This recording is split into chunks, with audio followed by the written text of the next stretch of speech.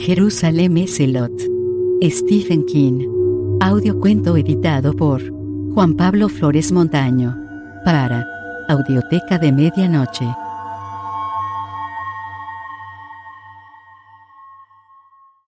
Jerusalem es Lot. Querido Bones, qué alegría me he llevado al entrar en el recibimiento frío y lleno de corrientes de aire, aquí en Chapelwaite, con los huesos molidos por culpa de ese coche detestable, impaciente por aliviar la vejiga hinchada, y descubrir una carta con tu letra inconfundible apoyada encima de la obscena mesita de madera de cerezo junto a la puerta. En cuanto he cumplido con la perentoria necesidad fisiológica, en ese cuarto de baño frío y suntuoso de la planta baja donde podía ver elevarse mi aliento delante de mí, me he sentado a descifrarla. Me alegra saber que te has librado de los miasmas que tanto tiempo llevaban instalados en tus pulmones, aunque te aseguro que compadezco el dilema moral que te ha debido de plantear la cura, un abolicionista enfermo, sanado por el clima soleado de una Florida aquejada de esclavismo. Con todo, Bones, te pido, como amigo que ha recorrido también el Valle de las Sombras, que te cuides mucho y no te arriesgues a regresar a Massachusetts hasta que te lo permita tu cuerpo. Si eres polvo, tu fina inteligencia y tu pluma incisiva no nos servirán de nada, y si la zona sur es saludable, ¿no lo encuentras de una justicia poética?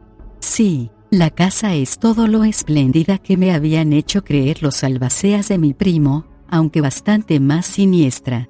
Se alza en lo alto de una punta de tierra enorme y sobresaliente, quizá 3 millas al norte de Palmouth y unas 9 al norte de Portland. Detrás hay unos 4 acres de tierra que han dejado que vuelvan al estado más selvático imaginable, el enebro, las vides, los arbustos, y diversas clases de enredaderas trepan sin control por los pintorescos muros de piedra que separan la propiedad del campo comunal del pueblo. Unas imitaciones espantosas de la estatuaria griega atisban con ojos ciegos desde lo alto de diversos montículos, la mayoría parecen a punto de abalanzarse sobre el que pasa. Por lo visto, los gustos de mi primo Stephen han recorrido una gradación que va de lo inaceptable a lo francamente horroroso. Hay un curioso cenador medio sepultado por un sumac escarlata, y un grotesco reloj de sol en medio de lo que en otro tiempo quizá fue un jardín que añade el toque lunático definitivo. Pero la vista desde el salón disculpa más que de sobra todo esto. Se domina una perspectiva impresionante de las rocas al pie de Chapelwaite Head, y el mismo Atlántico. Un mirador amplio y panzudo asoma sobre el océano, con un enorme escritorio con pinta de sapo instalado en él. Me ayudará bastante a arrancar con esa novela de la que llevo hablando tanto tiempo, seguramente hasta la pesadez. Hoy el día ha sido gris, con chaparrones de vez en cuando. Levanto la vista hacia el exterior, y todo parece un estudio en pizarra, las rocas, viejas y gastadas como el mismo tiempo, el cielo, y naturalmente, el mar, que se estrella abajo contra los dientes de granito con un rumor que no es exactamente estrépito sino más bien una vibración. Noto el trabajo del oleaje incluso bajo los pies mientras escribo. Y la sensación no es enteramente desagradable. Sé que desapruebas mis hábitos solitarios, querido Bones, pero te aseguro que me siento contento y feliz. Tengo a Calvin conmigo, tan práctico, callado y formal como siempre, y para mediados de semana estoy seguro de que entre los dos habremos terminado los arreglos y habremos contratado el servicio necesario en el pueblo. Y una cuadrilla de mujeres de la limpieza para que empiece a quitar el polvo de esta casa. Termino, aún les quedan a estos ojos pecadores muchas cosas que ver, habitaciones que explorar y, evidentemente, docenas de muebles detestables que inspeccionar. Una vez más, gracias por el aliento de buen amigo que me trae tu carta, y por tu inquebrantable afecto. Saluda de mi parte a tu mujer. Os quiere mucho. Charles. Querido Bones. ¿Qué lugar este? Sigue sorprendiéndome, como me sorprenden las reacciones de la gente del pueblo vecino. es un pueblecito llamado Preachers Corners. Ahí es donde Calvin ha concertado el envío semanal de provisiones. El otro encargo, asegurar suficiente abastecimiento de leña para el invierno, lo ha hecho también, pero ha vuelto con expresión sombría, y al preguntarle qué le pasaba, ha contestado arrugando el ceño: ¿Creen que está usted mal de la cabeza, señor Boone? He soltado una carcajada. Le he dicho que quizás se han enterado de la encefalitis que sufrí tras la muerte de Sarah. Es verdad que desvariaba, como tú mismo podrías confirmar. Pero Calvin asegura que nadie puede haberse enterado de nada sobre mí, a menos que haya sido por mi primo Stephen, que contrató los mismos servicios de aprovisionamiento que yo ahora. Pero lo que dicen, señor, es que quien quiera que pretenda vivir en Chapelwaite está loco, o corre peligro de estarlo. Me ha dejado perplejo, como puedes imaginar, así que le he preguntado quién le ha dicho semejante cosa. Dice que le han dirigido a un maderero malhumorado y de pocas luces llamado Thompson, que posee 400 acres de pino, abedul y abeto y los tala con ayuda de sus 5 hijos para venderlos a las fábricas de Portland y a los que viven por los alrededores. Cuando Calvin, totalmente ignorante de este sorprendente prejuicio, le ha dado la dirección a la que debía llevar la leña, el tal Thompson se ha quedado mirándolo con la boca abierta, y le ha dicho que enviará la leña con sus hijos cuando sea pleno día, y por el camino que va junto al mar.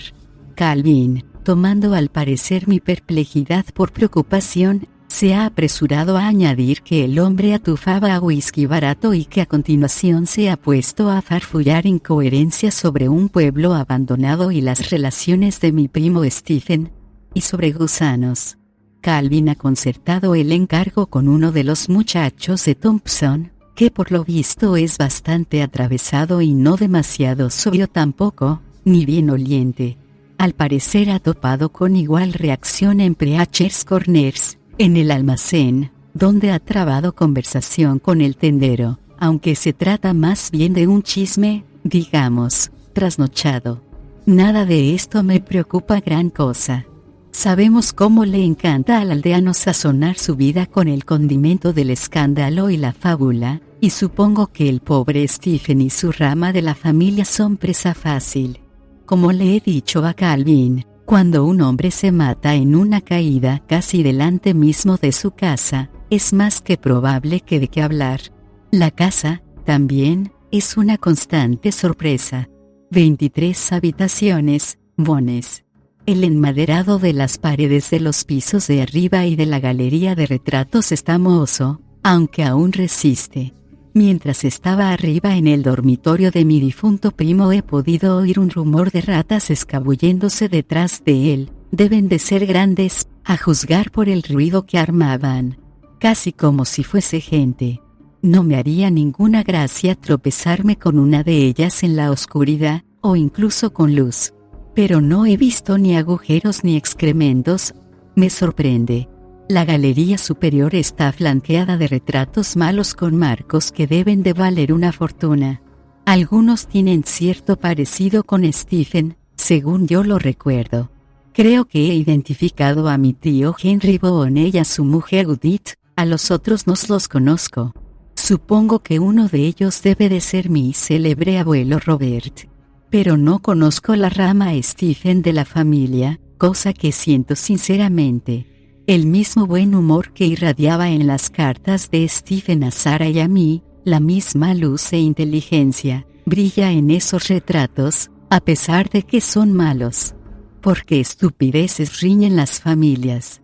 Un escritorio forzado, unas palabras agrias entre hermanos que murieron hace ya 3 generaciones, y se vuelven la espalda descendientes que no tienen ninguna culpa.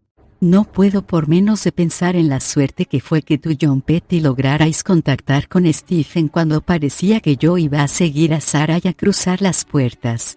Y qué pena que se nos frustrara la posibilidad de conocernos personalmente. Cuánto me habría gustado oírle defender la estatuaria ancestral y el mobiliario. Pero no quiero denigrar el lugar hasta el extremo. El gusto de Stephen no era el mío, es verdad, pero detrás del oropel de sus colecciones hay piezas, algunas sepultadas bajo capas de polvo en las habitaciones de arriba, que son auténticas obras maestras. Hay camas, mesas, torneados de teca y caoba, y los dormitorios, las salas de recibo, el despacho de arriba y el saloncito conservan un encanto oscuro. Los suelos son de rico pino que brilla con una secreta luz interior. Hay dignidad aquí, dignidad, y un peso de años. Aún no puedo decir que me gusta, pero lo respeto. Estoy deseoso de verlo cambiar a medida que se suceden los cambios de este clima nórdico.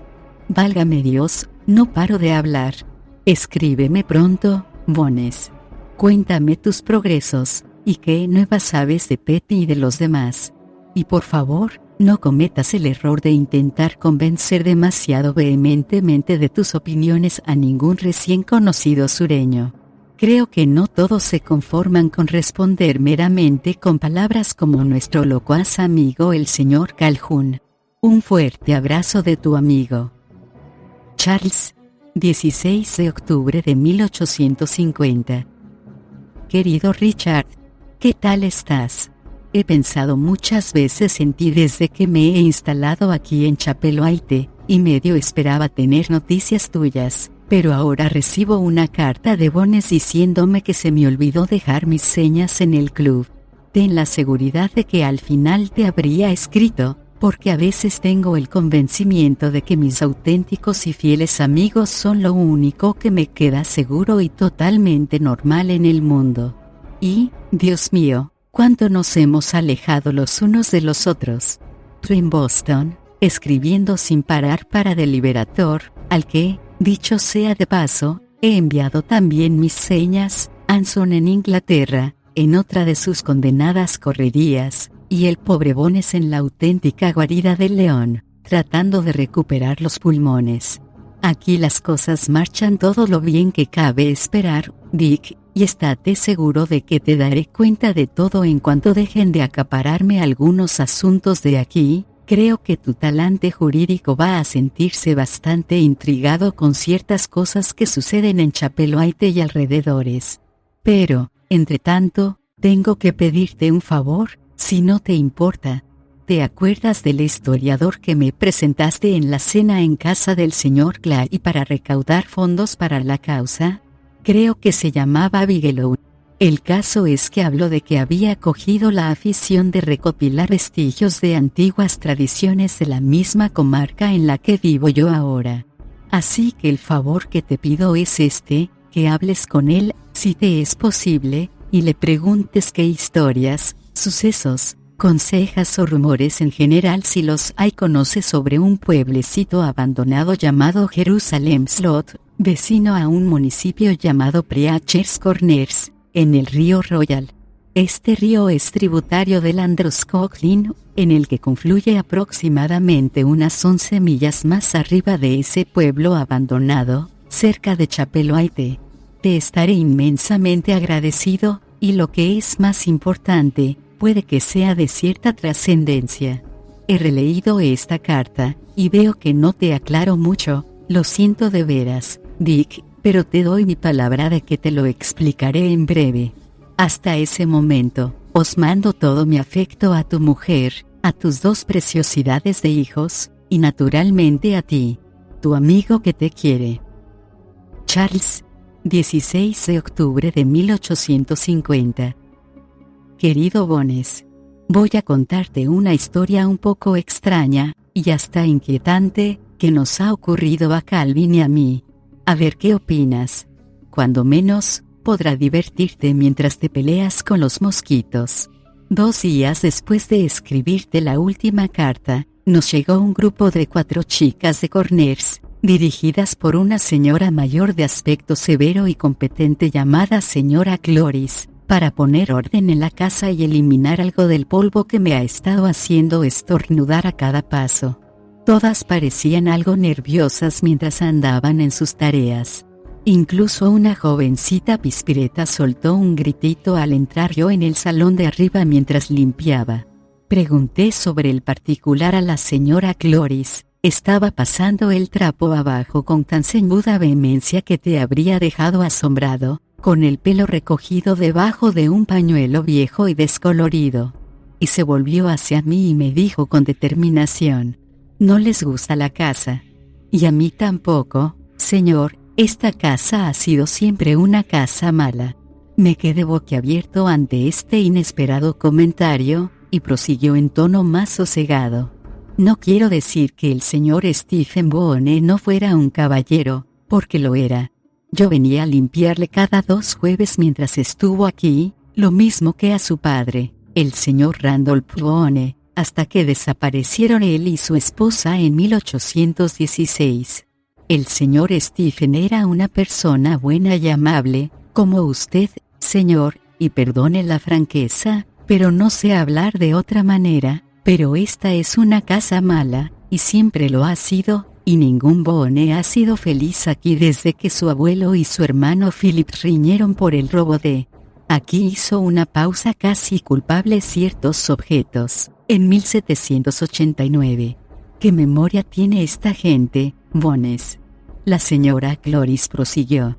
Esta casa fue construida con desdicha, ha sido habitada con desdicha, se ha derramado sangre en sus suelos. No sé si sabes, Bones, que mi tío Randolph estuvo implicado en un accidente en la escalera del sótano que le costó la vida a su hija Marcela. Poco después, en un arrebato de remordimiento, se quitó la vida. El suceso se halla recogido en una de las cartas que Stephen me escribió con ocasión del aniversario de su difunta hermana. Ha habido desapariciones y accidentes. He trabajado aquí, señor Boone, y no soy ciega ni sorda. He oído ruidos horribles en las paredes, señor, horribles, porrazos y crujidos. Y una vez un alarido espeluznante que parecía medio risa. Me heló la sangre. Es un lugar tenebroso esta casa, señor. Y aquí se calló, tal vez asustada de haber hablado demasiado. En cuanto a mí, no sabía si mostrarme ofendido, divertido, curioso o simplemente pragmático. Me temo que me incliné por lo divertido. ¿Y qué sospecha que son, señora Cloris? ¿Fantasmas arrastrando cadenas? Pero ella se limitó a mirarme con frialdad. Puede que haya fantasmas. Pero lo de las paredes no son fantasmas. No es fantasma eso que gime y llora como un condenado y choca y tropieza en la oscuridad. Es, continué, señora Cloris Lánime, puesto que ha empezado a contármelo, porque no termina. Por su semblante pasó la más extraña expresión de terror, ofensa y, lo juro, temor religioso. Alguien no ha muerto, murmuró. Alguien vive en esas sombras intermedias del crepúsculo para rendirle servicio. Y no dijo más. Seguí insistiéndole durante unos minutos, pero solo conseguí que se encerrara aún más en su mutismo y no añadiera una sola palabra. Finalmente desistí, no fuera que le diese por renunciar al trabajo y abandonara la casa. Hasta aquí un episodio, pero a la noche siguiente ocurrió otro. Calvin había dejado encendido un fuego abajo y yo, sentado en el cuarto de estar, medio adormilado, ojeaba The Intelligencer mientras oía como la lluvia que azotaba en los cristales del mirador. Me sentía a gusto como solo puede sentirse uno en noches como esas en que fuera todo es desapacible y dentro todo comodidad y calor. Pero un momento después apareció Calvin en la puerta, excitado y un poco nervioso. ¿Está despierto, señor?, preguntó. No mucho, dije. ¿Qué ocurre? He descubierto algo arriba que creo que debe ver, contestó con el mismo aire de excitación reprimida. Me levanté y le seguí. Mientras subíamos por la escalera principal, dijo. Estaba leyendo un libro arriba en el estudio, un libro raro por cierto, cuando he oído un ruido en la pared. Ratas, dije. ¿Esto es todo? Se detuvo en el rellano y me miró con solemnidad. La lámpara que sostenía arrojaba fantásticas sombras sobre los oscuros cortinajes y los retratos medio vislumbrados que ahora parecían burlarse más que sonreír. En el exterior, El viento elevó un breve gemido que acabó como si refunfuñase. No son ratas, dijo Calvin. Era un ruido como de alguien que tropieza o golpea detrás de la estantería, y después, un gorgoteo horrible. Horrible, señor.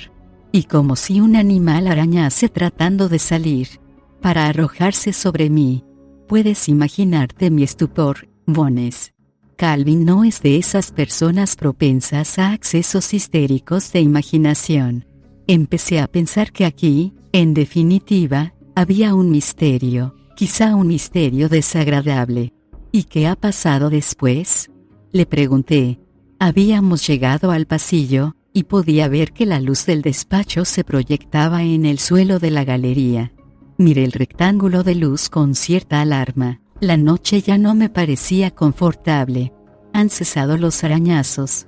Al poco rato han vuelto a empezar los golpes apagados, y como si arrastrasen algo, ahora alejándose. Ha vuelto a cesar el ruido, y juro que ha sonado, casi inaudible, una risa extraña. He ido a la estantería y me he puesto a empujar y a tirar del mueble, pensando que había un tabique de madera o una puerta secreta. ¿Y la ha encontrado? Calvin se detuvo en el umbral del despacho. No, pero he encontrado eso. Entramos y vi un agujero cuadrado, oscuro en la estantería de la izquierda. Los libros de ese sitio eran fingidos, y lo que Calvin había descubierto era un pequeño escondrijo. Enfoqué la lámpara hacia él y no vi más que una gruesa capa de polvo que debía de tener docenas de años. Solo había esto, dijo Calvin en voz baja, y me tendió una hoja de papel. Era un plano, dibujado con trazos finísimos a tinta china, el plano de una aldea o caserío. Había unos 7 edificios, uno de ellos, claramente señalado con un campanario, tenía la siguiente leyenda: el gusano que corrompe. En el ángulo superior izquierdo, una flecha apuntaba hacia lo que debía de ser el noroeste del pueblecito. Debajo ponía, Chapelwaite. En el pueblo, señor, dijo Calvin, alguien ha mencionado con temor supersticioso una aldea abandonada llamada Jerusalem Slot. Es un lugar que procuran evitar. ¿Pero esto?, pregunté, señalando la extraña leyenda de debajo del campanario. No sé. Por la cabeza se me pasó la imagen de la señora Cloris, firme aunque temerosa. El gusano, murmuré. ¿Sabe usted algo, señor Bone? Puede que sea interesante echar una ojeada a ese pueblo mañana. ¿Qué piensa usted, Cal? Asintió, con los ojos brillantes. A continuación estuvimos casi una hora buscando alguna abertura en la pared, detrás del escondrijo que Cal había descubierto, pero sin éxito. No volvieron a repetirse los ruidos que Cal había descrito. Esa noche nos retiramos a descansar sin más aventuras. A la mañana siguiente salimos Calvin y yo a dar nuestro paseo por el bosque. Había cesado la lluvia de la noche anterior, pero el cielo estaba oscuro y cargado.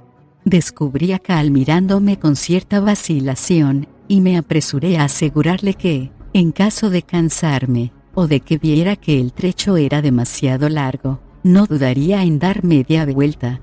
Nos proveímos de comida, una buena brújula buckwheat y, naturalmente, del singular y antiguo plano de Jerusalem Slot. Hacía un día raro, y estaba encapotado, no cantaba ningún pájaro ni oíamos escabullirse ninguna bestezuela mientras avanzábamos por la oscura espesura de pinos hacia el sur y el este. Los únicos ruidos eran los de nuestras propias pisadas y el constante batir del Atlántico contra los promontorios. El olor a mar, casi preternaturalmente denso, era nuestro compañero constante.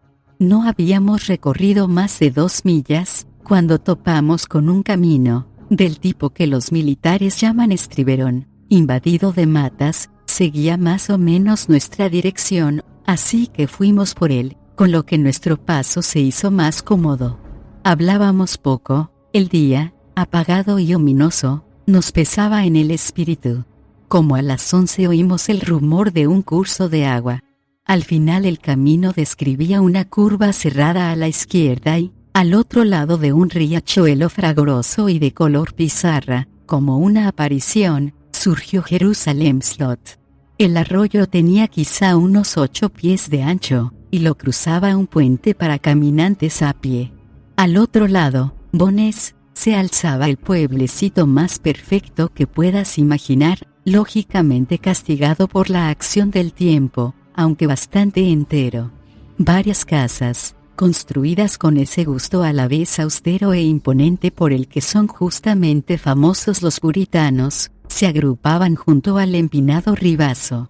Detrás, a lo largo de una calle invadida de maleza, había 3 o 4 de lo que quizá habían sido antiguos comercios, y más allá, el campanario de la iglesia señalado en el plano se alzaba hacia el cielo gris con aspecto indeciblemente severo, con la pintura descascarillada y ajada, y la cruz torcida. «Le va bien el nombre», dijo Cal en voz baja junto a mí. Entramos en el pueblo y empezamos a curiosear por las casas, y aquí es donde la historia se vuelve un poco asombrosa, Bones, así que prepárate. El aire parecía cargado, pesado si quieres, mientras avanzábamos. Las casas estaban deterioradas, las contraventanas arrancadas, los tejados hundidos bajo el peso de las nieves, los vanos polvorientos y vacíos. Las sombras de ángulos extraños y esquinas torcidas se extendían en forma de charcos siniestros. Entramos en una taberna vieja y podrida en primer lugar. En cierto modo, nos parecía que no estaba bien invadir las casas en las que la gente se había recogido cuando quería intimidad. Un cartel viejo y desgastado por el tiempo encima de la puerta astillada anunciaba que había sido la Cabeza del Jabalí, posada y taberna. La puerta chirrió escandalosamente en la única bisagra que le quedaba cuando pasamos a su oscuro interior. El olor a moho y a podredumbre era vaporoso y casi irresistible. Y por debajo de él había otro olor aún más penetrante, un olor mucilaginoso y pestilente, un olor de siglos, y de podredumbre de siglos, un hedor como el que podría emanar de ataúdes corrompidos o de tumbas profanadas. Me tapé la nariz con el pañuelo, y Cal hizo lo mismo. Examinamos el lugar. «Dios mío, señor», dijo Cal débilmente. «No han tocado nada», terminé por él. Porque, efectivamente, todo estaba intacto. Las mesas y las sillas seguían allí como guardianes de vigilancia, polvorientas, alabeadas por los cambios extremos de temperatura típicos del clima de Nueva Inglaterra, pero en perfecto estado por lo demás, como si estuviesen esperando en silencio, reflejando lustros, a que los desaparecidos hacía tiempo entraran de nuevo a pedir una pinta de cerveza o un vasito de aguardiente, a jugar a las cartas y encender sus pipas de barro. Un pequeño espejo, intacto también, colgaba junto a las normas de la taberna. ¿Te das cuenta de lo que eso significa, Bones? Los jóvenes se caracterizan por su afición a las exploraciones y al vandalismo. No hay una casa encantada que permanezca con las ventanas enteras, por muy terribles que se rumore que fueron sus habitantes. No hay un solo cementerio sombrío sin al menos una lápida levantada por la gamberra juventud. Desde luego, debe de haber una veintena de muchachos en Preachers Corners, que está a menos de 2 millas de Jerusalem Slot. Sin embargo, el espejo, que debió de costarle bastante dinero al tabernero, está intacto, igual que los otros objetos frágiles que descubrimos en nuestros fisgoneos. El único daño que ha sufrido Jerusalem Slot se debe a la acción impersonal de la naturaleza. La conclusión es evidente: Jerusalem Slot es un pueblo que la gente evita. ¿Pero por qué? Se me ocurre una explicación. Pero antes incluso de atreverme a decírtela, hablaré del inquietante final de nuestra visita. Subimos a los dormitorios y descubrimos las camas hechas, con los aguamaniles junto a ellas. La cocina estaba igualmente intacta, con el polvo de los años, y ese hedor denso y horrible a corrupción. Solo la taberna haría las delicias de un anticuario, la estufa de la cocina, asombrosamente extravagante, alcanzaría un precio nada despreciable en una subasta de Boston. ¿Qué piensa de todo esto, Cal? Pregunté a Calvin cuando salimos otra vez a la luz incierta del día. Me parece un mal asunto, señor, contestó con su tono lúgubre, y que debemos seguir inspeccionando para saber algo más. Prestamos escaso interés a los otros establecimientos. Había un hostal con artículos de cuero colgados de perchas, una cerería, un almacén con roble y pino todavía almacenado dentro, una fragua. Entramos en 2 casas camino de la iglesia, en el centro del pueblo. Las 2 reflejaban totalmente la moda puritana. Estaban llenas de objetos por los que un coleccionista daría una mano, las 2 igualmente abandonadas, e impregnadas del mismo olor a putrefacción. Nada parecía vivir o moverse en todo esto, aparte de nosotros mismos.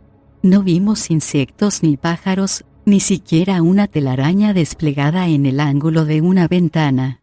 Solo polvo. Finalmente llegamos a la iglesia. Se alzaba por encima de nosotros, fría, hosca. Sus ventanales se veían negros debido a la oscuridad del interior, y hacía tiempo que se había alejado de ella toda religiosidad o santidad. De eso estoy seguro. Subimos la escalinata, y puse la mano en el gran tirador de la puerta. Lancé una mirada resuelta a Calvin, y él a mí. Abrí el vestíbulo. ¿Cuánto tiempo haría que nadie había tocado esta puerta?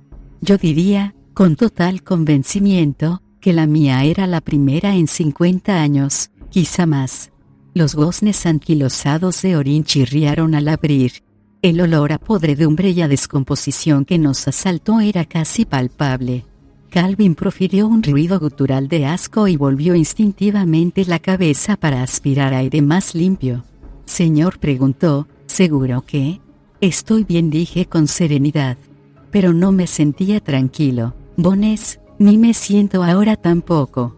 Creo, con Moisés, con Jeroboam, con Increase Mater, y con nuestro Anson cuando se encuentra de talante filosófico, que hay lugares espiritualmente insanos, casas en las que la leche cósmica se ha agriado y enranciado.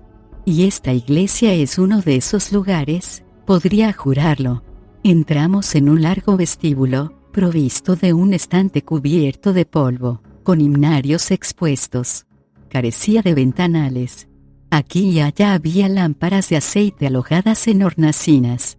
Un lugar de lo más corriente, pensé, hasta que oí dar un respingo a Calvin, y vi lo que acababa de descubrir. Una obscenidad. Solo me atrevo a decir del cuadro, de marco labrado, que seguía el estilo opulento de Rubens, y representaba una grotesca parodia de Virgen con el Niño, con extrañas criaturas medio en sombras que se refocilaban y se arrastraban en el fondo. Dios Todopoderoso. Susurré. Aquí no hay Dios, dijo Calvin, y sus palabras parecieron quedar flotando en el aire. Abrí la puerta que daba acceso a la nave, y el olor se convirtió en una pestilencia irresistible. Envueltos en la penumbra dudosa de la tarde, los bancos se alineaban espectralmente hasta el altar. Por encima de ellos se alzaba un púlpito de roble con un nártex en sombra en el que centelleaba algo dorado. Con una especie de suspiro, Calvin, devoto protestante, hizo el signo sagrado, y yo le imité. Porque lo dorado era una cruz grande, hermosamente labrada, pero colgaba cabeza abajo, símbolo de la misa de Satanás. Debemos conservar la calma, me oí decir a mí mismo. Debemos conservar la calma, Calvin. Pero las tinieblas me habían rozado el corazón, y estaba asustado como nunca me había sentido. He caminado bajo la sombra de la muerte y creía que no había oscuridad más espesa. Pero la hay. Nos dirigimos a la nave lateral. Nuestros pasos resonaban arriba y a nuestro alrededor. Dejábamos huellas en el polvo. Y en el altar descubrimos otros tenebrosos objetos de arte. No puedo demorar mi pensamiento en ellos. Empecé a subir al púlpito. No suba, señor Boone, exclamó Cal de repente. ¿Tengo miedo de qué? pero ya había llegado. En el atril había abierto un libro enorme, escrito en latín y en runas indescifrables que, a mis ojos inexpertos, parecían druídicas o presélticas. Te adjunto una tarjeta con algunos símbolos que he dibujado de memoria. Cerré el libro y miré las palabras estampadas en la piel, de Vermis Mysteris. Mi latín es rudimentario, pero suficiente para traducirlo, los misterios del gusano. Al tocarlo, la iglesia maldita y la cara blanca de Calvin, que miraba hacia arriba, fluctuaron ante mí. Me pareció oír voces salmodiando, presas de horrible y ansioso temor, y por debajo de ellas, otro rumor que poblaba las entrañas de la tierra. Fue una alucinación, no me cabe la menor duda. Pero en ese mismo instante la iglesia se inundó de un ruido completamente real que solo puedo describir como una enorme y macabra convulsión bajo mis pies. El púlpito tembló debajo de mis dedos, la cruz profanada tembló en el muro. Salimos a la vez, Cal y yo, dejando el lugar a su propia oscuridad, y ni él ni yo nos atrevimos a mirar hacia atrás hasta que pasamos el tosco puentecillo de tablas que cruza el río. No diré que manchamos los 1900 años que el hombre ha tardado en levantarse del salvaje acuclillado y supersticioso echando a correr, pero mentiría si dijera que nuestro paso era reposado. Esa es la historia. No quiero que ensombrezcas tu recuperación con el temor de que me ha vuelto la fiebre. Cal puede dar fe de la veracidad de cuanto hay en estas páginas, incluido el ruido espantoso. Así que termino diciendo solo que me gustaría poder verte. Sé que gran parte de mi aturdimiento se me iría en el acto, y proclamándote mi admiración y toda mi amistad. Charles. Muy señores míos. En la reciente edición de su catálogo de productos domésticos, verano de 1850, veo que ofertan un raticida llamado antirrata. Desearía comprar un bote de 5 libras, al precio señalado de 30 centavos, $0 con 30 centavos. Adjunto los gastos de envío, con el ruego de que sea remitido a Calvin McCann, Chapelwaite, Preachers Corners, Condado de Cumberland, Maine. Agradeciéndoles de antemano su atención, queda de ustedes S.S. Calvin McCann, 19 de octubre de 1850. Querido Bones, novedades inquietantes. Los ruidos de la casa han aumentado, y cada vez me siento más inclinado a creer que no son solo ratas lo que se agita en el interior de estas paredes. Calvin y yo hemos efectuado otra infructuosa inspección en busca de grietas o pasadizos ocultos. No hemos descubierto nada. Qué mal papel haríamos en una novela de Anne Radcliffe. Cal afirma, no obstante, que gran parte de los ruidos provienen del sótano, así que hemos decidido explorarlo mañana. No es muy tranquilizador pensar que la hermana de mi primo Stephen encontró en él su desventurado fin. A propósito, su retrato cuelga arriba en la galería. Marcella Boone era una joven de belleza triste, si el artista ha captado correctamente su semblante, y sé que no llegó a casarse. A veces pienso que la señora Cloris tiene razón, que esta casa posee malos efluvios. Desde luego, no destila otra cosa que melancolía a causa de sus pasados habitantes. Pero tengo más cosas que contarte sobre la temible señora Cloris, porque hoy mismo he tenido una segunda conversación con ella. Dado que la considero la persona más cabal de cuantas conozco aquí en Corners, he ido a verla esta tarde después de una desagradable entrevista que te cuento. Tenían que habernos subido leña esta mañana, así que, pasadas las 12, como no llegaba, decidí aprovechar mi paseo diario para ir al pueblo. Mi propósito era ver a Thompson, el hombre con el que Cal tiene apalabrada la leña. Ha hecho un día espléndido, con un fresquito otoñal de lo más estimulante, y cuando he llegado a la casa de Thompson, Cal, que se quedó inspeccionando palmo a palmo la biblioteca de tío Stephen, me había dado las indicaciones oportunas. Me sentía de mejor humor que estos últimos días, y totalmente predispuesto a pasar por alto el retraso de la leña. El lugar es una espesa maraña de vegetación y construcciones ruinosas necesitadas de pintura. A la izquierda del granero, una enorme cerda a punto para la matanza de noviembre gruñía y se revolcaba en una pocilga fangosa, y en el patio entre la casa y los cobertizos, una mujer con un vestido andrajoso echaba comida de su delantal a las gallinas. Al saludarla, volvió hacia mí una cara pálida e insulsa. El cambio súbito de expresión, de una total vacuidad y estupidez a un terror frenético, fue de lo más asombroso. Solo puedo pensar que me tomó por el propio Stephen, porque alzó la mano, hizo el signo contra el mal de ojo y profirió un grito. Se le cayó al suelo el pienso, y las gallinas, espantadas, echaron a correr cacareando. Antes de que yo abriera la boca salió pesadamente de la casa un hombrón en calzoncillos largos y camiseta de felpa, con un rifle en una mano y una jarra en la otra. Por el brillo inflamado de sus ojos y la manera insegura de andar deduje que se trataba de Thompson, el leñador. «Señor Boone», rugió. «Vaya por Dios». Soltó la jarra e hizo el mismo signo. «He venido», dije con toda la ecuanimidad de que era capaz, dadas las circunstancias, porque no hemos recibido la leña. Según tenía convenido con mi criado. Que se vaya al infierno. Y por primera vez noté que por debajo de su jactancia y sus bravatas estaba mortalmente asustado. Empezaba a preguntarme seriamente si, dada su excitación, no sería capaz de utilizar el rifle contra mí. Dije precavidamente: «Como detalle de cortesía, ¿podría usted?» «Al infierno la cortesía».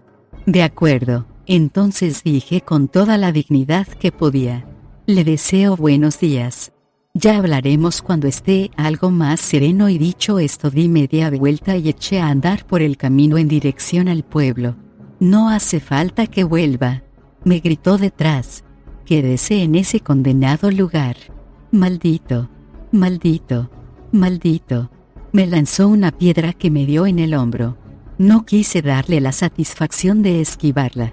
Con que busqué a la señora Cloris, decidido a averiguar al menos el misterio de la hostilidad de Thompson. «Es viuda, y una de tus detestables casamenteras, Bones, tiene seguro 15 años más que yo, y yo he dejado ya atrás los 40, y vive sola en una casita encantadora en el mismo umbral del océano». Encontré a la dama tendiendo la ropa, y pareció alegrarse sinceramente al verme.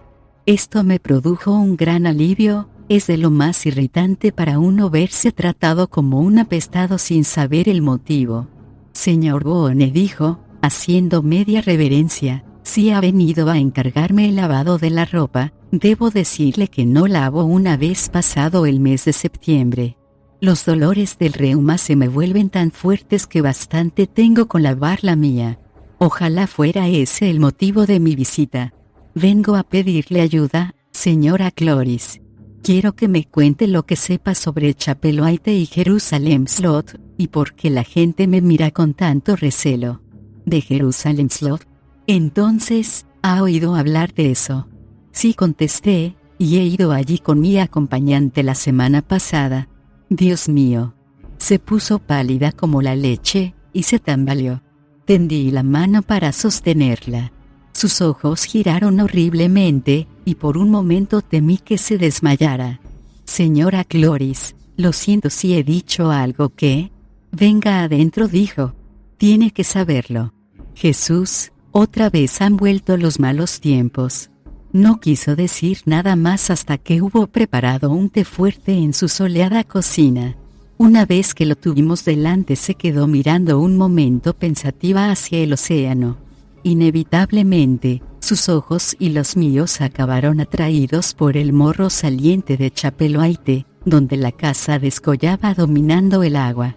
Su amplio mirador centelleaba como un diamante con los rayos del sol poniente.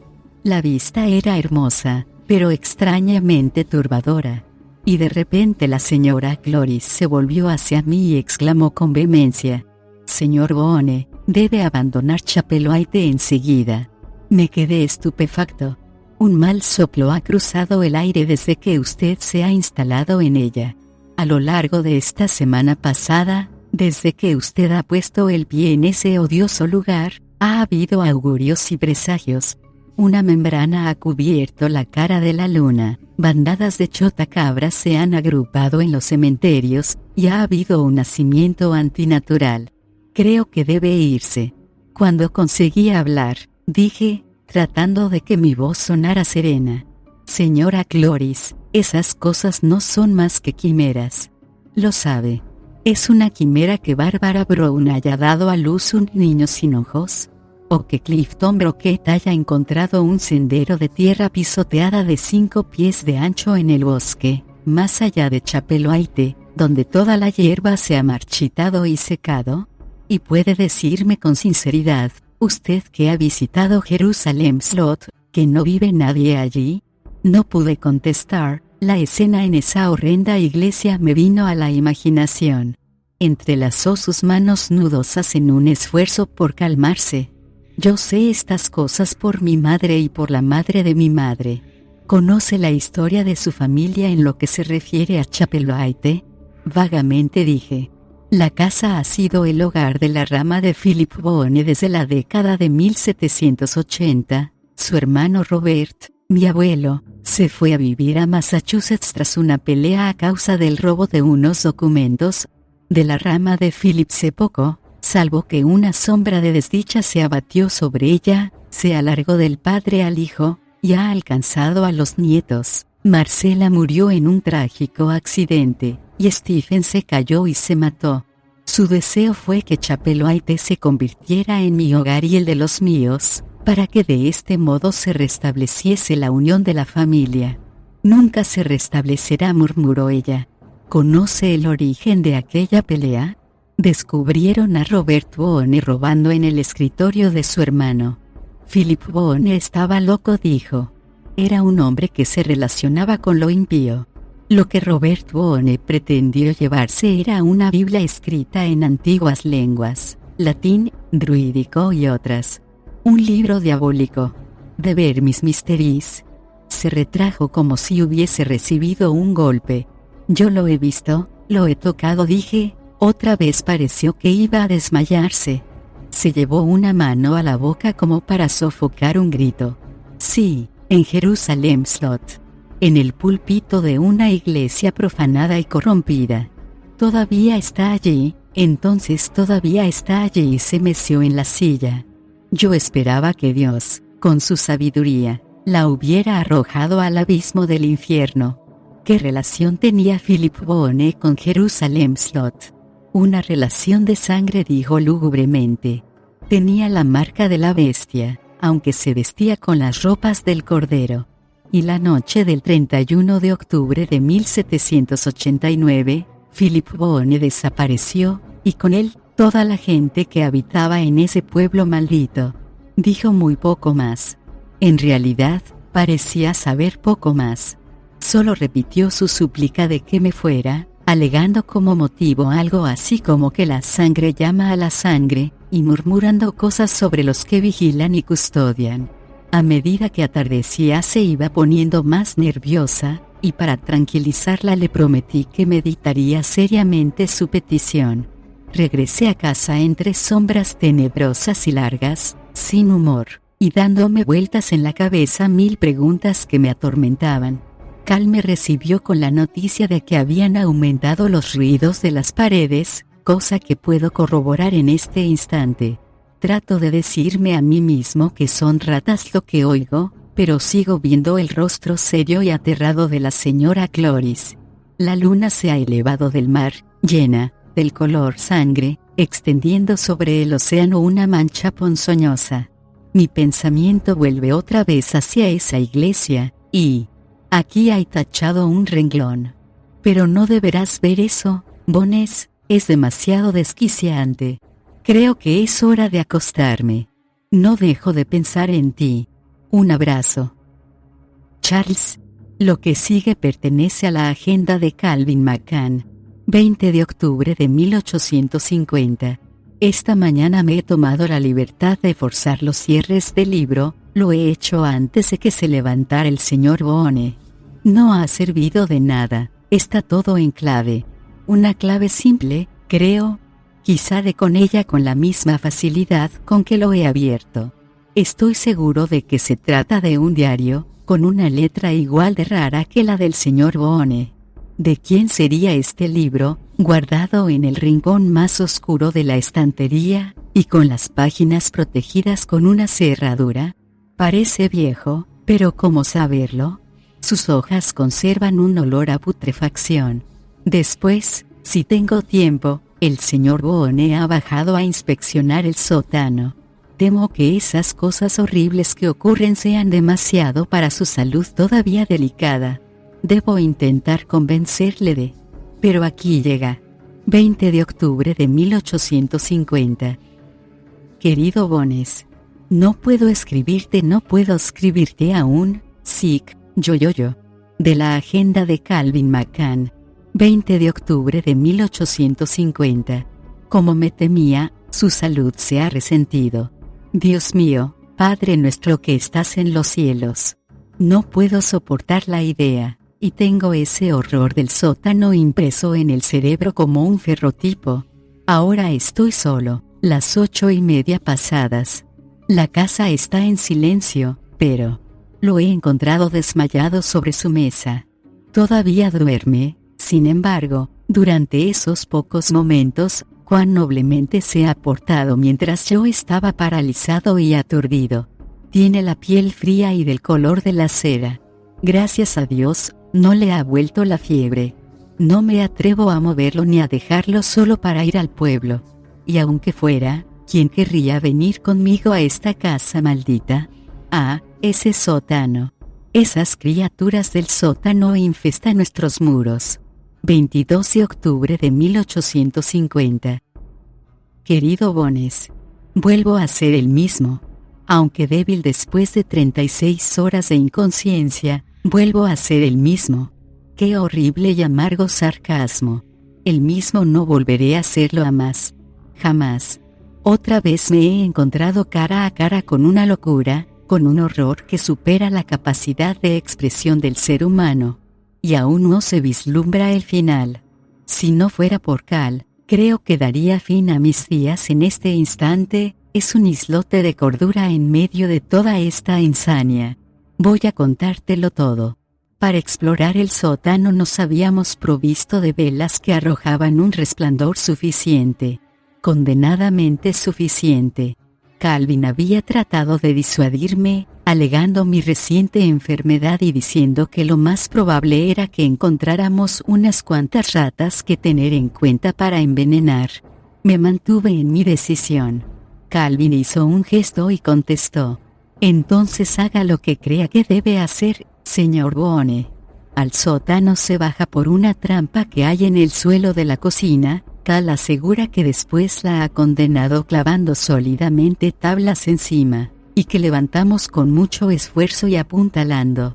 De la oscuridad brotó un olor fétido irresistible, no muy distinto del que reina en el pueblo abandonado del otro lado del río Royal. La vela que yo sostenía iluminó un tramo de empinada escalera que se perdía abajo en la oscuridad.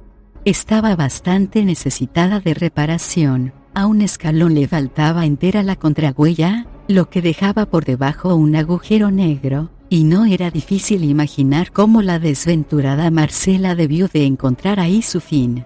Vaya con precaución, señor, dijo Calvin. Le contesté que no pensaba dejar de hacerlo. Y bajamos. El piso era de tierra, las paredes de sólido granito, y había muy poca humedad. El lugar no parecía en absoluto un refugio de ratas, porque no había cajas, muebles viejos, papeles o cosas así, que las ratas aprovecharan para anidar. Levantamos nuestras velas creando un círculo de luz, pero el espacio visible seguía siendo limitado. El suelo tenía una ligera inclinación que parecía descender hacia la parte situada debajo del salón principal y el comedor, o sea, hacia el oeste. Seguimos en esa dirección. Todo estaba en completo silencio. El hedor del aire se iba haciendo más intenso, y la oscuridad que nos envolvía parecía espesarse como el algodón, como si tuviese celos de la luz que acababa de hacerla retroceder temporalmente, después de tantos años de indiscutido dominio. Al fondo del todo, las paredes en vez de granito son de una madera pulimentada totalmente negra y mate.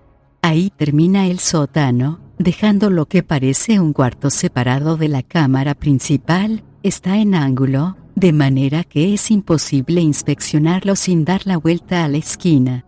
Y Calvin lo hizo. Fue como si se alzara ante nosotros un espectro putrefacto del siniestro pasado de esta morada. Aquí descubrimos una silla, y sobre ella, sujeta de un gancho clavado en una sólida viga del techo, una vieja soga de cáñamo.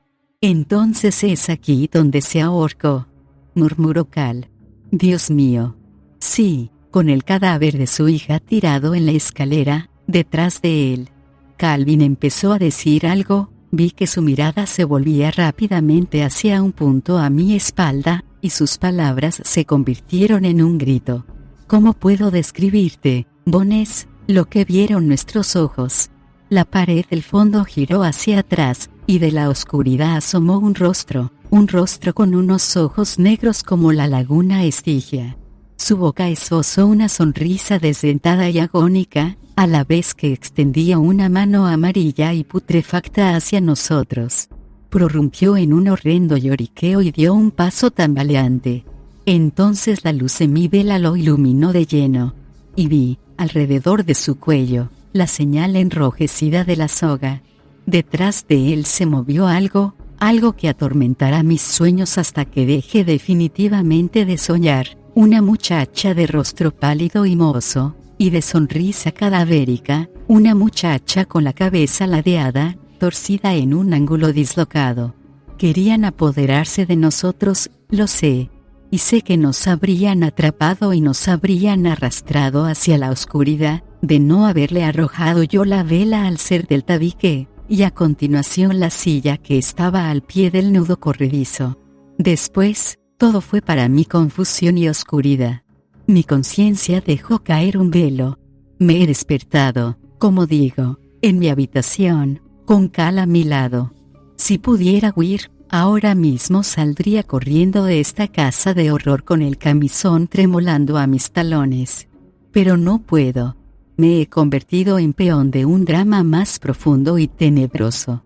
No me preguntes cómo lo sé, solo lo sé. La señora Cloris tenía razón al decir que la sangre llama a la sangre, y muchísima razón cuando habló de los que vigilan y custodian. Me temo que he despertado una fuerza que dormía desde hacía medio siglo en ese pueblo tenebroso de Salem Slot, una fuerza que acabó con mis antepasados y ahora los tiene sometidos a una impía esclavitud como Nosferatus, como no muertos. Y me asalta un temor aún más grande, Bones, aunque solo percibo una parte de él. Si supiera. Ojalá lo supiera todo. Charles. P.D., naturalmente, escribo esto para mí solo. Estamos incomunicados de Preacher's Corners. No me atrevo a llevar allí mi infección para mandar esto, y Calvin no quiere dejarme solo. Quizá te llegue esta carta de alguna manera, si Dios es bueno. C. De la agenda de Calvin McCann. 25 de octubre de 1850. Hoy se siente más fuerte. Hemos hablado brevemente de las apariciones del sótano. Coincidimos en que no han sido alucinaciones ni ectoplasmas, sino reales. ¿Sospecha el señor Boone, como yo, que se han ido? Seguramente. Los ruidos han desaparecido, sin embargo, todo aquí sigue siendo ominoso, y parece que lo envuelve un crespo negro. Da la sensación de que nos encontramos en el ojo engañoso de la tormenta. He encontrado un montón de papeles en un dormitorio de arriba. Estaban en el cajón de abajo de un viejo buró. Algunas cartas y recibos me llevan a pensar que era la habitación de Robert Boone. Sin embargo, lo más interesante son unas cuantas anotaciones en el dorso de un anuncio de gorros de castor. En la cabecera tiene escrito: «Bienaventurados los mansos». Y debajo, un aparente sinsentido. B grande RSALERTYRODASGOLMONTOR. RYSNAB chica ANJUSAMOCLISTARSAS. Creo que es la clave del libro cifrado de la biblioteca. Se trata desde luego de un cifrado rudimentario que se utilizó en la Guerra de la Independencia, conocido como de barandilla.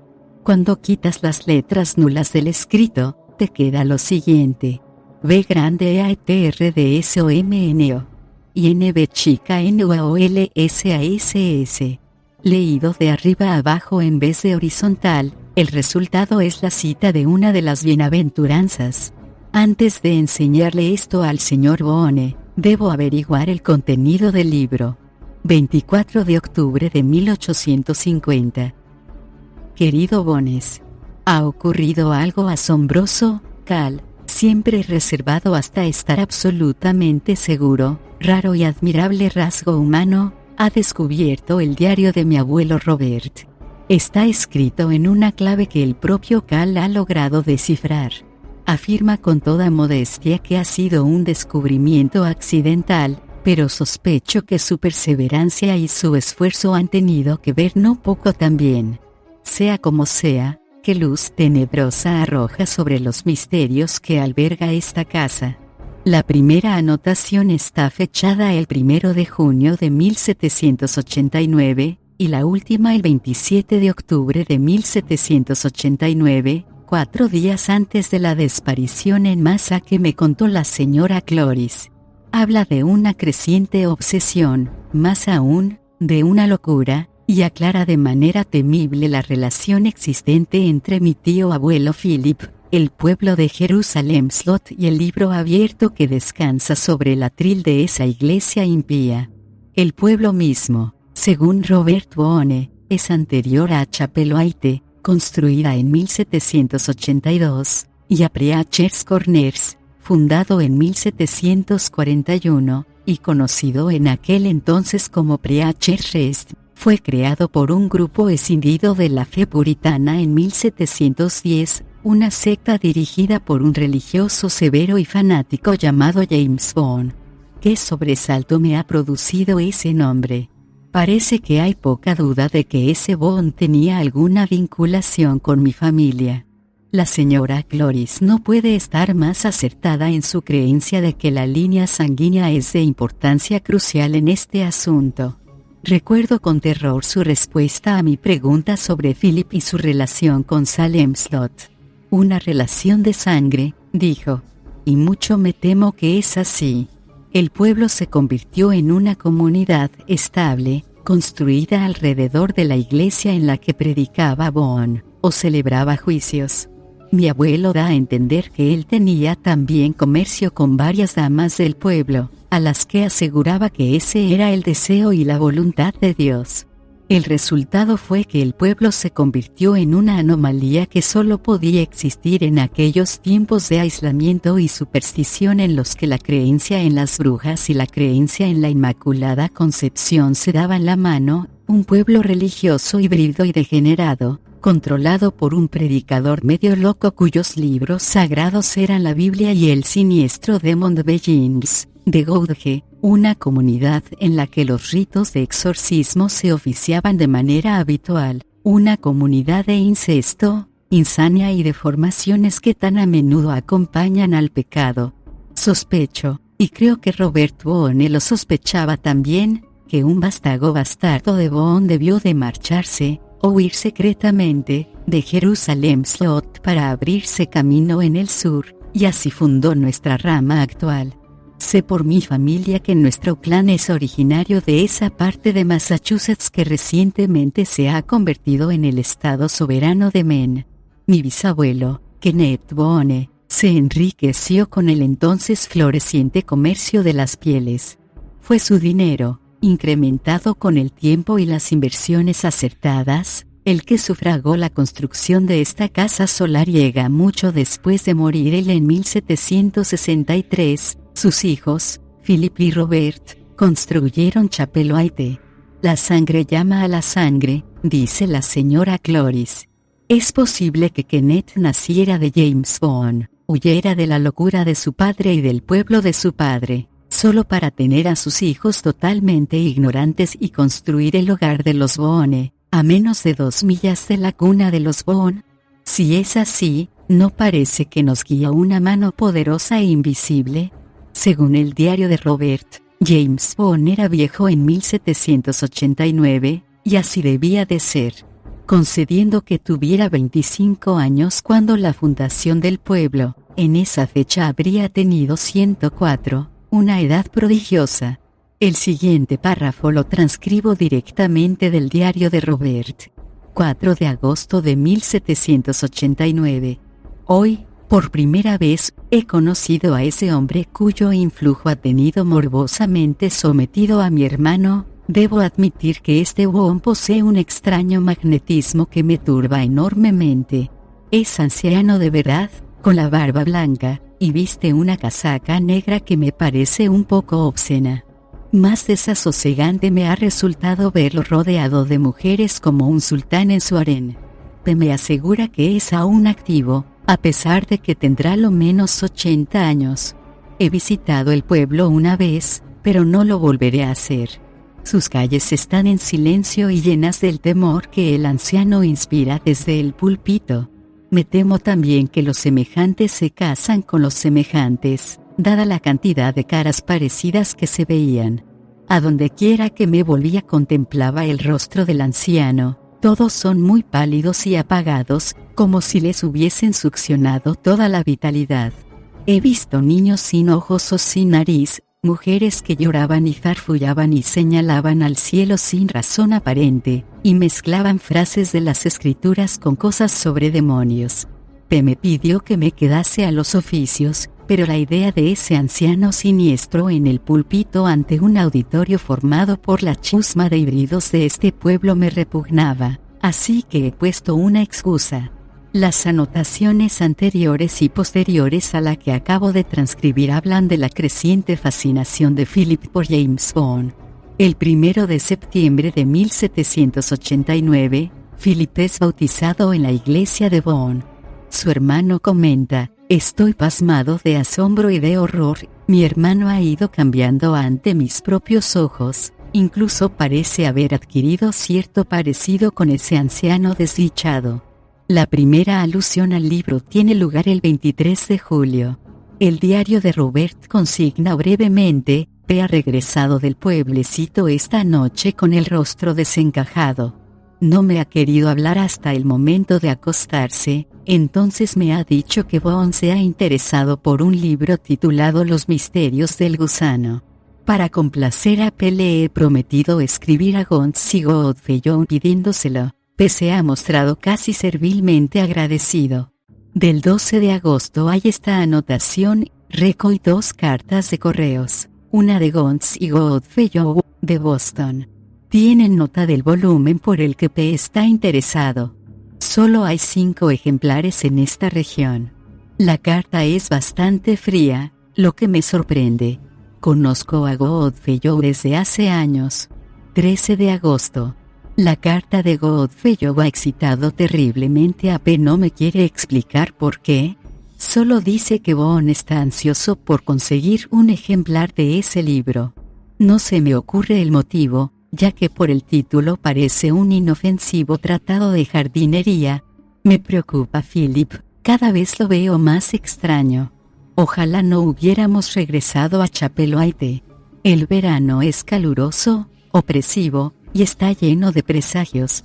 Hay solo 2 alusiones más a ese libro infame en el diario de Robert. Parece que no se dio cuenta de su verdadera importancia, ni siquiera al final.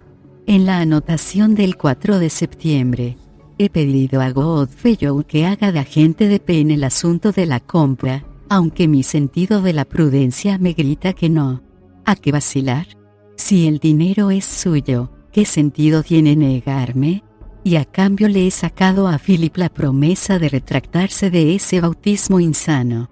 Pero está demasiado agitado, casi febril. No me fío de él. Me siento desesperadamente inmerso en este asunto. Por último, en la del 16 de septiembre. Hoy ha llegado el libro. con una nota de Godfrey diciendo que se niega a hacerme más encargos. Pese a excitado al extremo de que parecía un enajenado, me ha arrancado el libro de las manos. Está escrito en un latín vulgar y una letra túnica de la que no entiendo nada. Al tocarlo casi parecía caliente, y vibraba mientras lo tenía en las manos, como si encerrara un poder tremendo. Le he recordado a P su promesa de abjurar y se ha reído de una manera agria y besánica, gritando una y otra vez: «Lo tenemos. Lo tenemos». El gusano. El secreto del gusano.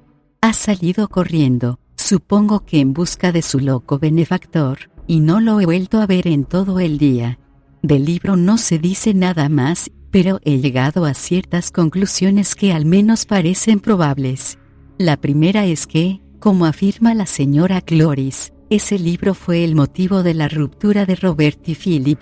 La segunda, que se trata de una colección de conjuros impíos, posiblemente de origen druídico. Muchos rituales de sangre druídicos los conservaron los conquistadores romanos de Britania en nombre de la erudición, y muchos de estos infernales recetarios se hallan en los índices de libros prohibidos del mundo. Y la tercera, que Boone y Philip pretendían utilizar el libro para sus propios fines. Quizá, de alguna manera retorcida, lo pretendían con buenos fines, aunque no lo creo. Creo que mucho antes se habían ligado a poderes sin rostro que existen más allá de los límites del universo, poderes que quizás se extienden fuera de la fábrica del tiempo. Las últimas anotaciones del diario de Robert Boone arrojan una débil luz de confirmación de estas especulaciones, así que dejo que hablen por sí mismas. 26 de octubre de 1739. Un terrible rumor corre hoy en Preachers Corners. Brawley, el herrero, me ha agarrado por el brazo y me ha exigido que le diga en qué andan metidos mi hermano y ese anticristo loco. Goody Randall afirma que ha visto en el cielo signos de un inminente desastre. Y ha nacido un ternero con 2 cabezas.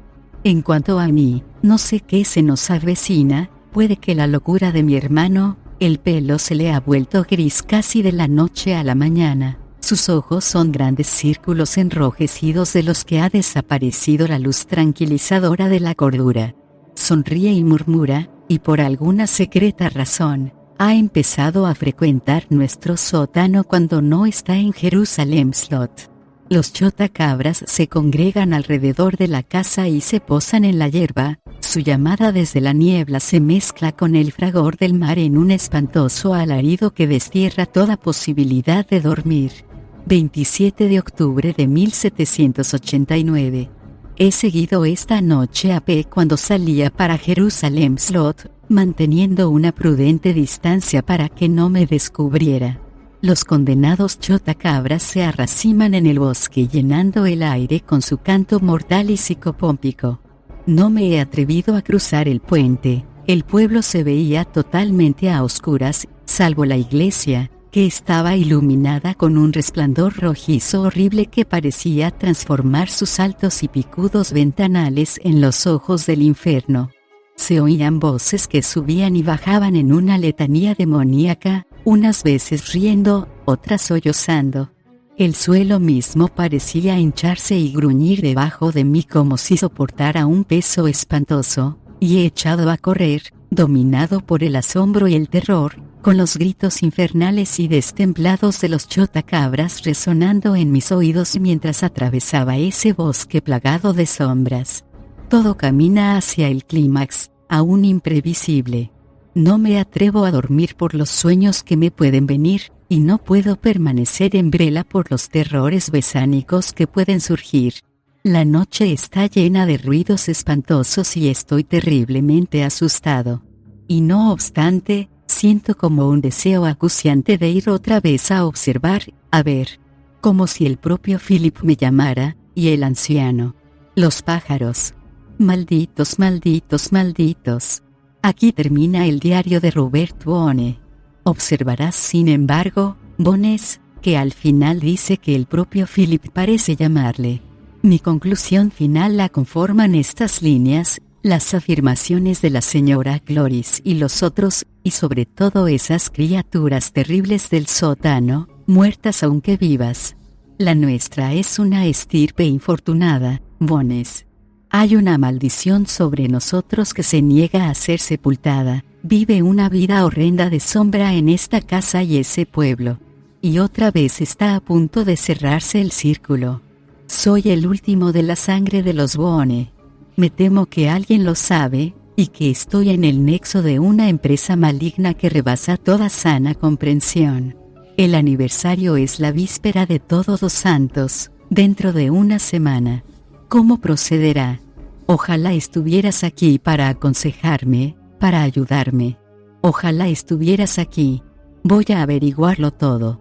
Voy a ir a ese pueblo que todos evitan. Que Dios me dé fuerzas.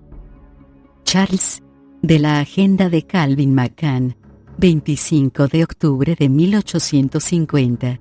El señor Boone lleva durmiendo casi todo el día. Tiene la cara pálida y está mucho más delgado. Me temo que le va a volver irremediablemente la fiebre.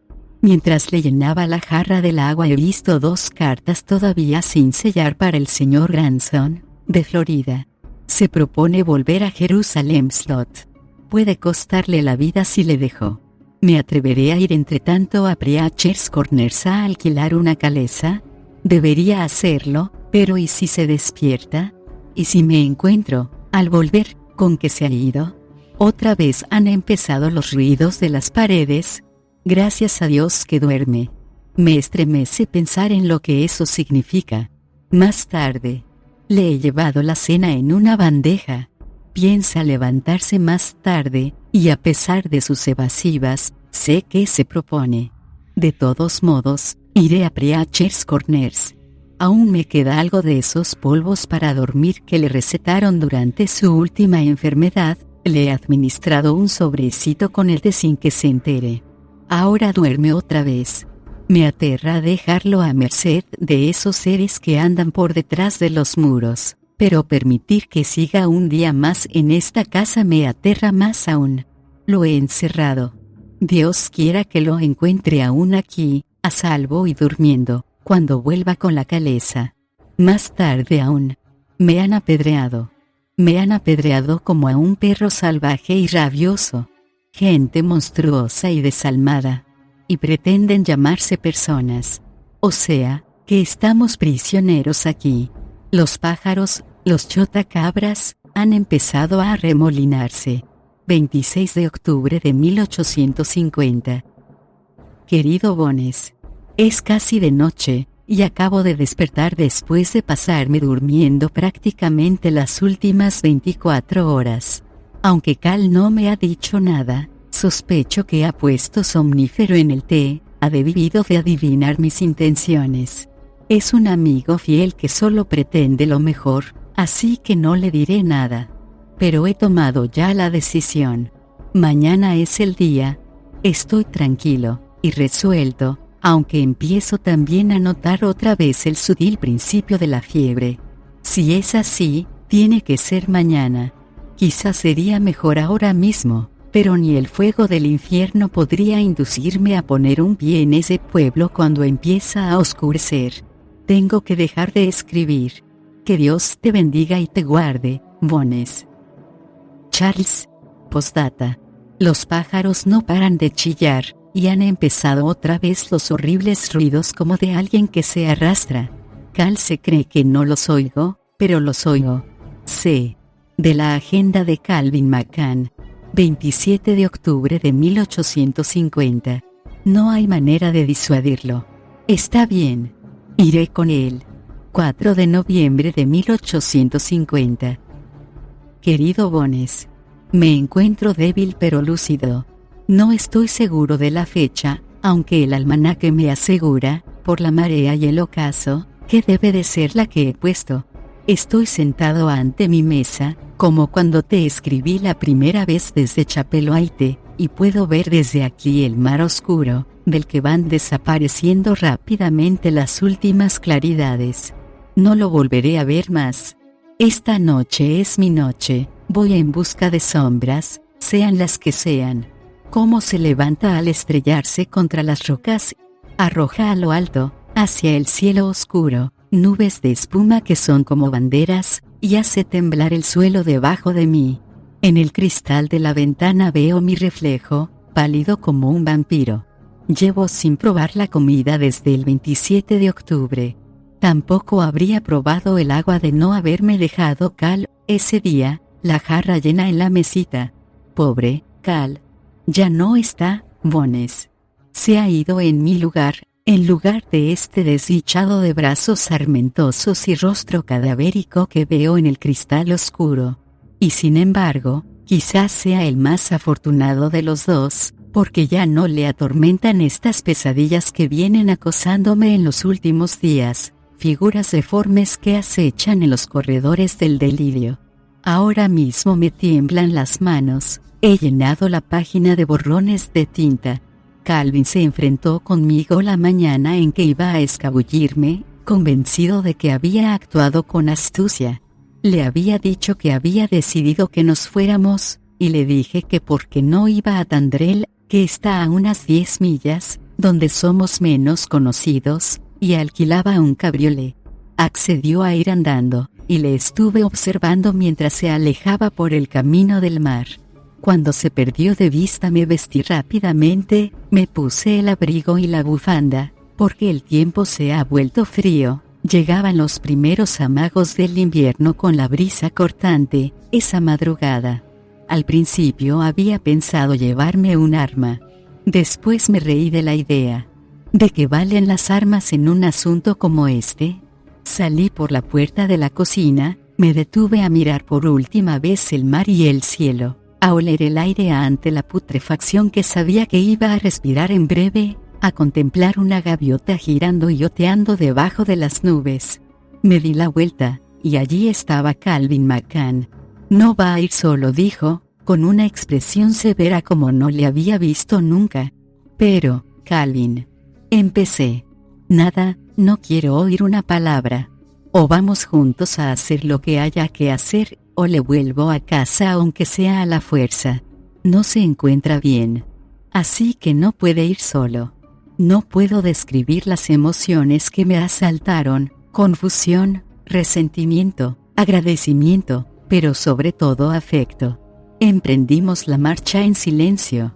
Dejamos atrás el cenador y el reloj de sol, cruzamos la linde cubierta de maleza, y entramos en el bosque. Todo estaba mortalmente callado, no cantaba un solo pájaro, no chirriaba un solo grillo. El mundo parecía envuelto en un sudario de silencio. Solo se percibía el omnipresente olor a sal, y otro a humo de leña atenuado por la lejanía. El bosque era una orgía de colores, aunque para mis ojos era el rojo el que predominaba en todas partes. Poco después desapareció el olor a sal, y lo fue sustituyendo uno más siniestro, el hedor a podredumbre al que me he referido. Cuando llegamos al puentecillo que cruza el Royal, esperaba que Calvin me pidiera otra vez que desistiésemos, pero no lo hizo. Se detuvo, miró hacia el hosco campanario que parecía burlarse del cielo azul que se extendía por encima, y a continuación me miró a mí. Reanudamos la marcha. Seguimos andando con paso rápido aunque temeroso, hasta la iglesia de James Bond. La puerta seguía entreabierta como la habíamos dejado, y la oscuridad del interior parecía burlarse de nosotros. Mientras subíamos la escalinata me pareció que el corazón se me llenaba de bronce. La mano me temblaba al coger el tirador de la puerta y abrir. El olor, dentro, era más denso, más pestilente que la vez anterior. Entramos en el oscuro vestíbulo y, sin detenernos, pasamos a la nave principal. Encontramos una confusión. Algún ser de tamaño enorme había desatado allí su ira y había dejado la huella tremenda de su paso. Los bancos estaban volcados y amontonados como espantapájaros. La cruz perversa se hallaba torcida contra la pared este, y un gran desconchón en el yeso, arriba, daba testimonio de la fuerza con que había sido arrancada. Las lámparas de aceite habían sido derribadas de sus altas hornacinas, y el tufo a aceite de ballena se mezclaba con la pestilencia terrible que reinaba en el pueblo. Y abajo en el pasillo central, como un espantoso camino nupcial, había un rastro de un líquido negro mezclado con siniestros arcillos de sangre. Nuestros ojos lo siguieron hasta el púlpito, el único elemento intacto a la vista. Arriba, mirándonos con ojos vidriosos por encima del libro blasfemo, descubrimos el cadáver de un cordero sacrificado. «Dios mío», murmuró Calvin. Avanzamos sorteando la baba sanguinolenta del suelo.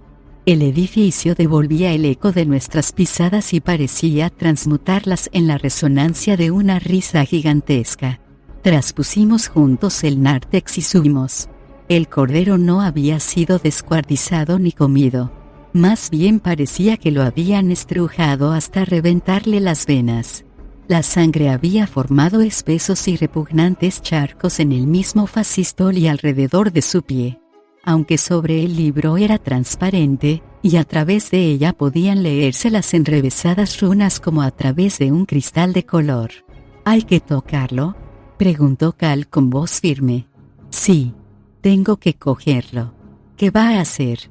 «Lo que debía haberse hecho hace 60 años. Destruirlo». Apartamos el cadáver del cordero haciéndolo rodar, y cayó al suelo con un golpe espantoso.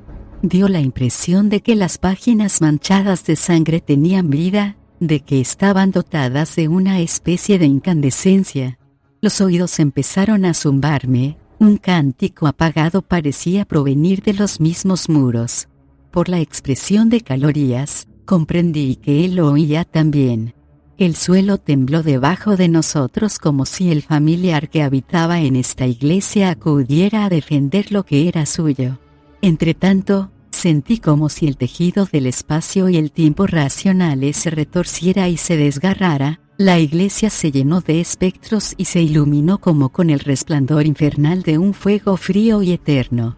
Me pareció ver a James Bond, espantoso y deforme, correteando alrededor de un cuerpo boca arriba de mujer, y a mi tío abuelo Philip detrás de él, y un acólito vestido de negro, con hábito y capucha, y un cuchillo y un cuenco en las manos. De un vobiscum magna vermis. Las palabras se estremecieron, se retorcieron en la página que tenía ante mí, empapadas en la sangre del sacrificio, ofrenda a un ser que fluctúa más allá de las estrellas. Una congregación ciega y promiscua oscilando en estúpida, demoníaca glorificación, rostros deformes llenos de hambrienta, inexpresable ansiedad. Y el latín fue sustituido por una lengua anterior, vieja ya cuando Egipto era joven y las pirámides aún no existían, antigua cuando esta tierra flotaba en un firmamento amorfo, hirviente y gaseoso. Gyahim Bardayog Sogot. Berminis. Geyajin. Geyajin. Geyajin. El púlpito empezó a levantarse, hendiéndose. Calvin profirió un grito y alzó un brazo para protegerse la cara. Tembló el nártex con un movimiento enorme, tenebroso como de barco a punto de zozobrar en un temporal. Cogí el libro, sosteniéndolo lo más lejos de mí, parecía contener todo el calor del sol, y pensé que me iba a dejar ciego, que me iba a carbonizar. «Corra», exclamó Calvin. «Corra».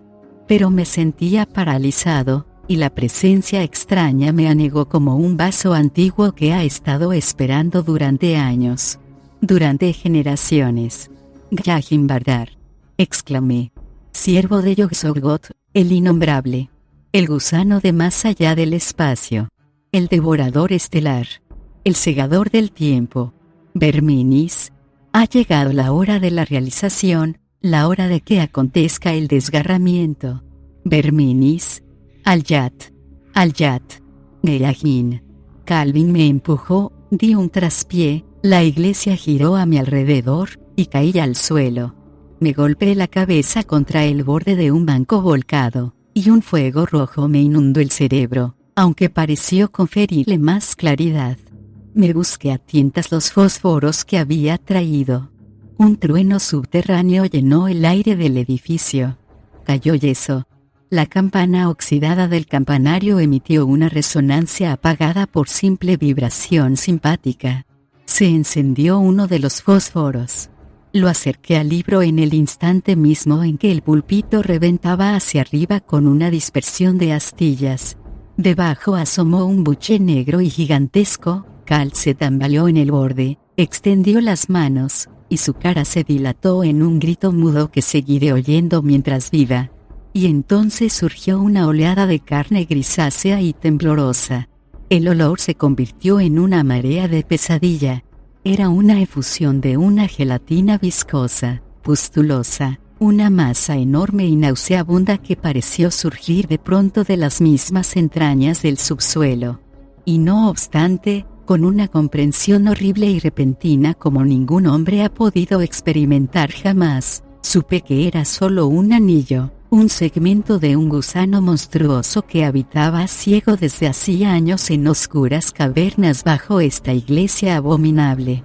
El libro se inflamó en mis manos, y el ser pareció gritar en silencio por encima de mí. Calvin recibió un golpe de costado y salió despedido hacia el otro extremo de la iglesia como un muñeco con el cuello roto. Se retiró. Se retiró el ser, dejando un boquete descomunal, astillado y manchado de un limo negro, y un alarido largo, doliente pareció perderse en colosales distancias, hasta que se apagó. Miré al suelo. El libro se había convertido en ceniza. Empecé a reír, y sin transición a aullar como un animal herido. Me había abandonado la cordura, me senté en el suelo, con la sangre manándome de la sien, y seguí gritando y farfullando a esas sombras impías mientras Calvin, tendido en el otro extremo, me miraba con ojos desorbitados. No tengo conciencia de cuánto tiempo permanecí en ese estado. Me es imposible saberlo. Pero cuando recobré la conciencia, las sombras habían trazado largos rastros a mi alrededor y avanzaba el crepúsculo. Mis ojos percibieron movimiento en el agujero astillado del suelo del nártex. Una mano tanteaba sobre las tablas destrozadas del entarimado.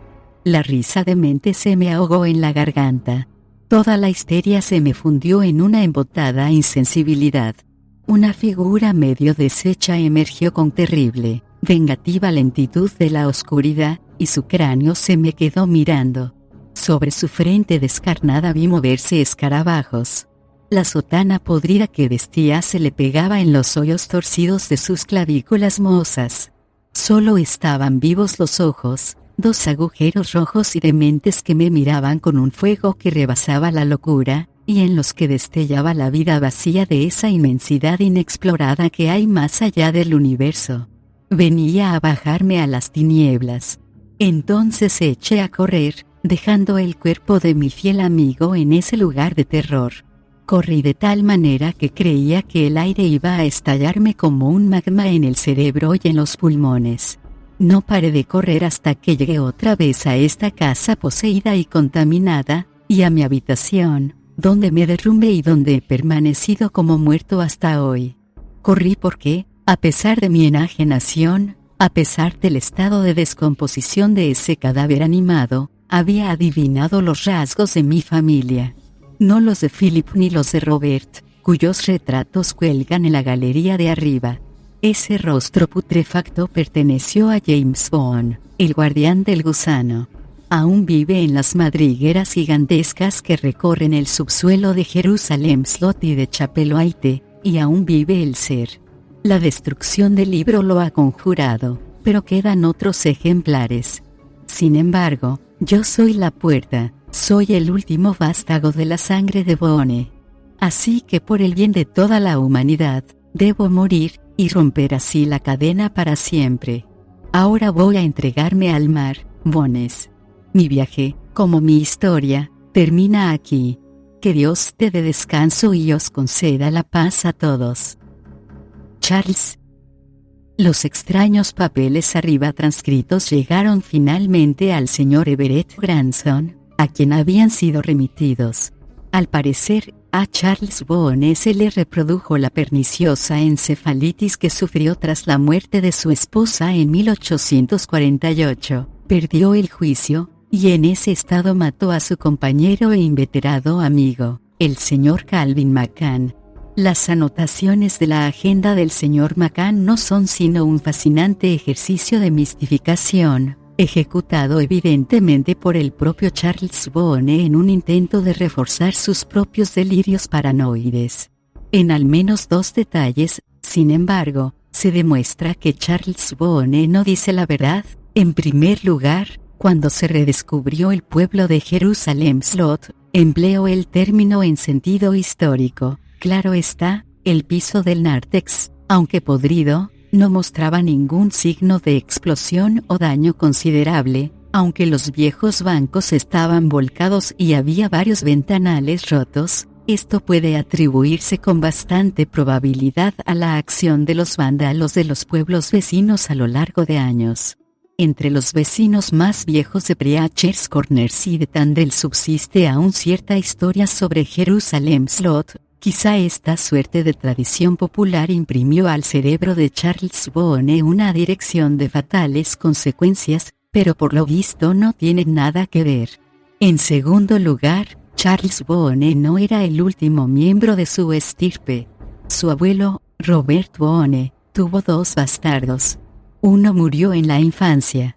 El segundo adoptó el apellido Boone y se estableció en el pueblo de Central Falls, Rhode Island. Yo soy el último descendiente de esa rama de los Boone, primo segundo de Charles Boone, del que me separan 3 generaciones. Hace 10 años que estos papeles sobran en mi poder. Los ofrezco ahora para su publicación con motivo de mi traslado a Chapelwaite, la residencia ancestral de los Boone, con la esperanza de inspirar en el corazón del lector un sentimiento de simpatía hacia Charles Boone, pobre alma descarriada. Hasta donde he podido averiguar, solo tenía razón en una cosa: este lugar necesita perentoriamente los servicios de una empresa de derratización. A juzgar por los ruidos, hay ratas enormes en las paredes. Firmado James Robert Boone. 2 de octubre de 1971.